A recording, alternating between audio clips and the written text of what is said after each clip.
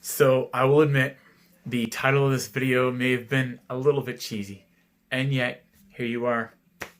So thank you. Thank you very much. On a more serious note, we are going to discuss one of my favorite movies today. And if you ask me, it actually does have some significance to real life and how we should live it. So nothing further, let's get to my review. About Schmidt is an oddball movie. But if you're familiar with this director, then you know what to expect. And I can't tell you if you'd like About Schmidt if you haven't seen it, but I can guarantee that it will stand out in your mind. Before I go any further, if you haven't seen it, then look out for my spoiler warning coming up. You can keep watching right now, though. We begin in Omaha, Nebraska. Warren Schmidt has just retired as Assistant VP to Woodman of the World Insurance.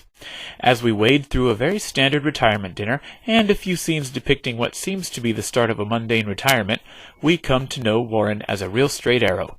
He's a seemingly good guy who has done the right thing all his life and has carved out a nice little nest egg for himself. But as he goes to visit the young guy who took over his job, he discovers that all of his active files are next to a dumpster on the way out, just after the guy assured Warren that he doesn't need any help understanding them. Of course not, you threw them all out. Anyway, Warren doesn't tell this to his wife. He at least wants people to think he's still needed. Now, here's where things begin to take off. Watching a commercial one day about a charity that helps kids, he decides to sponsor a child. When he receives the paperwork in the mail, he takes the suggestion to include a personal letter with his check, and we are treated to a very unique and amusing narrative. In his first letter, Warren admits that he was not able to start his own business like he wanted to because of his wife's insecurities. Or at least that's who he blamed. He also spoke about how he had a pretty secure job already and didn't want to rock the boat. He also talks about how much his wife drives him crazy. Not that she always has, but she's old now, and for some reason, men don't seem to age mentally. Why else would Rodney Dangerfield have had such a juvenile sense of humor? I miss that guy. So basically, Warren is going through a midlife crisis. He doesn't recognize the old guy in the mirror anymore, and he doesn't recognize the old lady he wakes up with every morning. Oh, and we find out that his cherished daughter is marrying a guy that he doesn't think is good enough for her. So at this point, we're thinking that Warren has chosen the safe route and feels like he's got nothing to show for it. Suckish place to be. What can be worse? Moving on. Suddenly, and without warning, his wife dies. In an instant, Warren's world changes, and as the weeks pass after her death, as the house becomes increasingly messy, and the fridge becomes empty, as he goes to bed alone, night after night, he realizes just how good he had it. I'm going to break here for a moment. If you haven't seen this movie, then the time is coming up to stop this video. But first, I'm going to try to convince you to watch it. It was out in 2002, and it stars Jack Nicholson as Warren Schmidt. While Jack Nicholson is stellar in this role, his eyebrows are surprisingly low-key. If you're confused by that comment, then watch my review on The Shining. Link in the description. Kathy Bates is in this, to nobody's dismay. She's hilarious. Noteworthy was her hot tub scene. As I've stated before, I'm not a fan of nudity, but for the same reason I like to watch Darth Vader destroying the Rebel Alliance and Dracula feeding on his victims, I liked this particular scene. I appreciated the chaos it put in the shallow head of a person who would have rather been looking at a supermodel. Kathy Bates gives 0 Fs. So there is nudity. Be warned and don't let your kids see it. Anyway, director Alexander Payne has the unique ability to give you comedy through the most mundane of scenes. You'll be laughing at this film through strategically embedded scenes of craziness amidst a seemingly plain surface. This movie isn't a blatant comedy, nor is it a blatant drama, but it is entertaining, engaging, and refreshing for its uniqueness. Alright, if you haven't seen About Schmidt and want to, then stop watching now. There are spoilers ahead. Repeat, there are spoilers ahead. You have been warned. Assuming I am now only speaking to people who have seen this film, I'm going to talk about Warren Schmidt's initial impression of his life. He was bored. Bored with his wife, bored already with retirement, and bored with the massive motorhome they bought for an epic road trip that was probably going to be boring. See, that's what life does to you when you haven't lived it on your terms. And the beginning of this movie illustrates that this is exactly what has seemed to have happened to Warren. He took the safe route and is paying for it with a long and slow way down. But really, he was just doing what was probably best for his wife and daughter, right?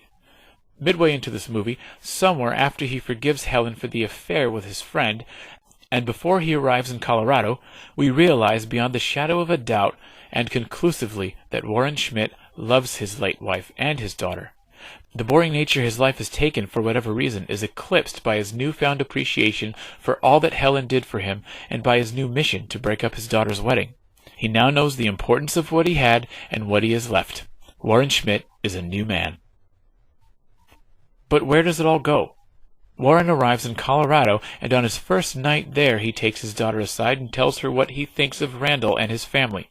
She simply shuts him down and invites him to drive right back to Omaha if he can't behave.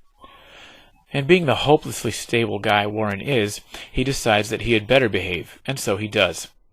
He is nothing but a gentleman in front of Randall's family, even when things get awkward, as they frequently do, and in a final act of extraordinary self-control, he proceeds to give one of the most classy and eloquent toasts since the dawn of weddings. After the wedding, he leaves his daughter to live with her bad decision and drives back to his big, messy, lonely house in Omaha. In his last letter to Ndugu, he admits that he is a failure and will have made a difference to no one once he's gone. Wow. So we're back to square one, huh? What is this movie trying to say? Live life on your own terms without apology so you don't have regrets? Or love hard while you have the chance so you don't have regrets? Both? Seems hard.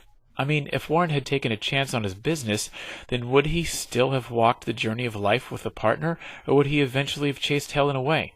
As it was, he admitted not to having exactly been the King of Kings, and that was the safe route. Beyond anything else, I think this movie reminds us that life is about choices. There's no clear-cut answer. You choose one thing or another, and you live with those consequences. Warren was scared to leave the comfortable security of a woodman of the world, and he blamed it on his wife. Perhaps Helen would have been okay with it. After all, it was obvious to me that she lived to make Warren comfortable. It was Warren who put barriers in front of himself. Fear is what leads to his lonely and regretful twilight years. Fear and a lack of appreciation for what he had had all along. And he saw in his daughter that same fear, perhaps. Fear that she wouldn't find anyone better. Or maybe he just saw her making a decision that seemed good at first, but one that she would come to regret, just like he regrets almost every aspect of his life. There are no easy answers. We all have to go through life with consciousness. We need to be mentally and emotionally present for it, not just physically. We all fall into this trap, but there's nothing like a good reminder. And speaking of reminders, at the end, Warren finally hears from someone representing little Ndugu, his foster child who he adopted.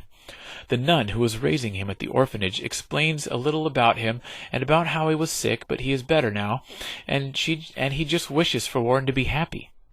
Little Ndugu wishes for Warren Schmidt to be happy in whatever he does.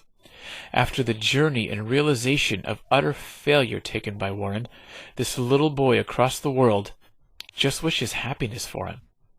Perhaps that's what we should all take from this. No matter what we do, no matter what choices we make, we just need to be happy. And happiness transcends all regret and bad choices. It's a decision we can make at any point in our lives, no matter what we've been through. Anyway, am I making sense here, or should I just drink my effing milk and shut the F up? I don't know. What do you think? Am I making sense? I would love to hear your comments. And while you're at it, go ahead and like this video and subscribe to my channel. I'll see you next week.